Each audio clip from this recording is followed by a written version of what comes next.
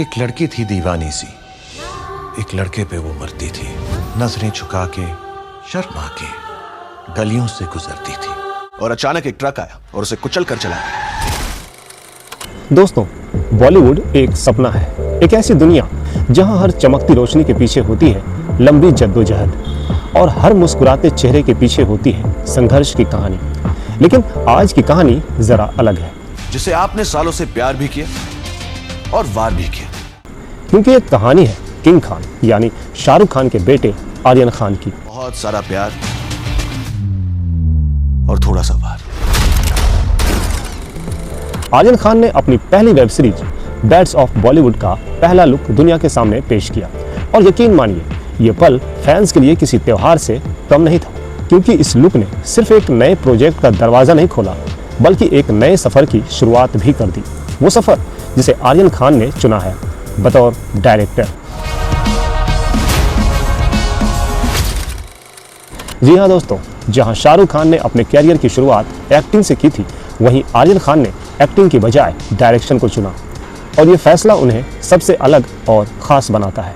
क्योंकि पिक्चर तो सालों से बाकी है, लेकिन शो तो अब शुरू होगा। अब जरा सोचिए, जब किसी फैन ने पहली बार शाहरुख खान को फिल्म मोहब्बतें में ये डायलॉग बोलते हुए सुना था, एक लड़की थी दीवानी सी, एक लड़के पे वो मरती थी, तो उसके दिल में कैसा तूफान उठा होगा। वो डायलॉग सिर्फ शब्द नहीं था, वो प्यार का एक एहसास था। और अब सालों बाद वही डायलॉग आर्यन खान की आवाज में सुनना फैंस के लिए किसी इमोशनल पल से कम नहीं था। एक लड़की थी दीवानी सी, एक लड़के पे वो मरती थी।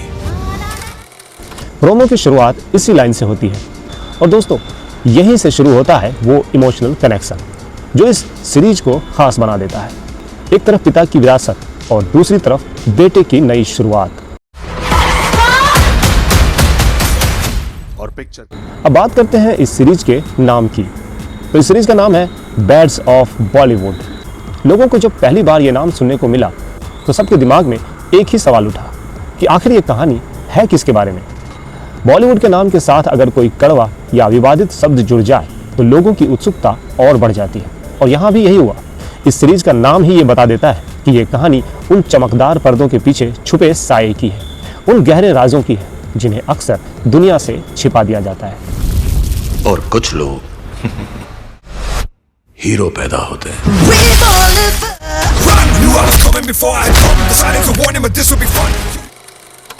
दोस्तों ये जो प्रोमो रिलीज हुआ उसमें शुरुआत तो बहुत साधारण और खूबसूरत लगती है।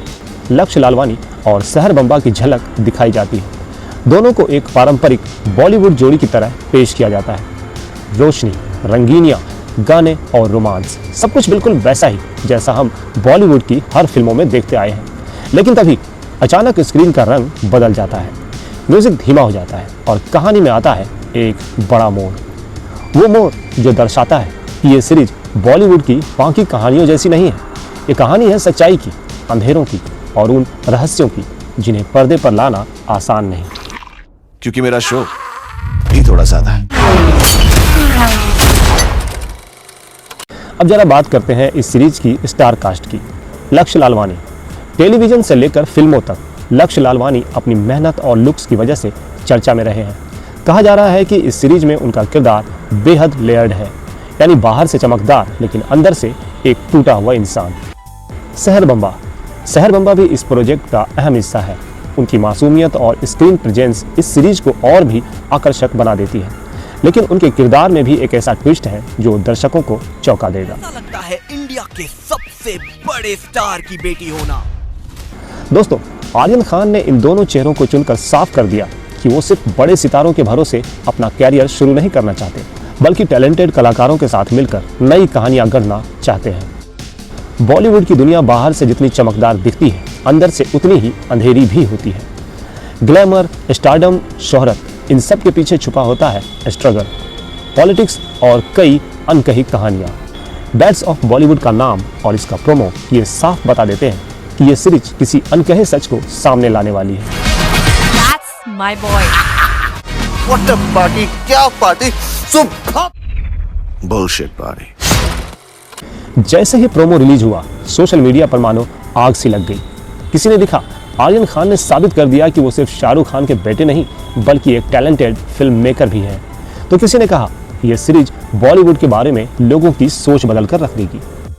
ट्विटर, जो अब एक्स है, से लेकर इंस्टाग्राम तक हर जगह हैशटैग आर्यन खान और hashtag Bads of Bollywood trend करने लगा है। जिसका आप सबको है इंतजार। फिल्म इंडस्ट्री के बड़े लोग भी इस सीरीज पर अपनी राय देने से पीछे नहीं हटे। कई लोगों ने आर्यन खान को शुभकामनाएं दी तो कईयों ने ये सवाल भी उठाया कि क्या वो अपने पिता की तरह बॉलीवुड में छा पाएंगे। लेकिन दोस्तों, यहाँ एक बहुत बड़ा फर्क है। शाहरुख खान ने अपने कैरियर की शुरुआत एक्टर के तौर पर की थी, जबकि आर्यन खान ने डायरेक्शन और स्टोरी टेलिंग का रास्ता चुना है। यानी दोनों का सफर बिल्कुल अलग है, लेकिन मंजिल शायद वही, लोगों का दिल जीतना। बात तो सही है। दोस्तों, अब सबसे बड़ा सवाल उठता है कि क्या आर्यन खान की सफलता सिर्फ शाहरुख खान के बेटे होने की वजह से है? ये सवाल जायज़ भी है, क्योंकि बॉलीवुड में नेपोटिज्म यानी परिवारवाद का मुद्दा हमेशा चर्चा में रहा है। लेकिन सच्चाई ये है कि आर्यन खान ने एक्टिंग के बजाय डायरेक्शन को चुना। उन्होंने खुद लिखा, खुद बनाया और खुद निर्देशन भी किया।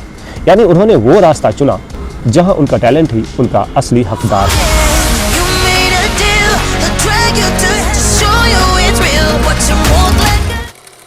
दोस्तों, फैंस की उम्मीदें अब और भी बढ़ गई है।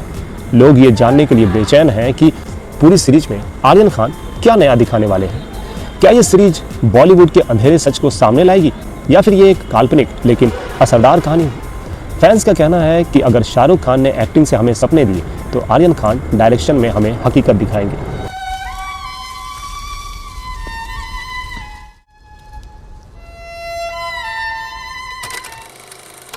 दोस्तों, हर कहानी का एक इमोशनल पहलू होता है और यहाँ वो पहलू है पिता और पुत्र का रिश्ता। शाहरुख खान ने दुनिया को सिखाया कि अगर सपनों का पीछा करो तो पूरी कायनात उन्हें पूरा करने में लग जाती है।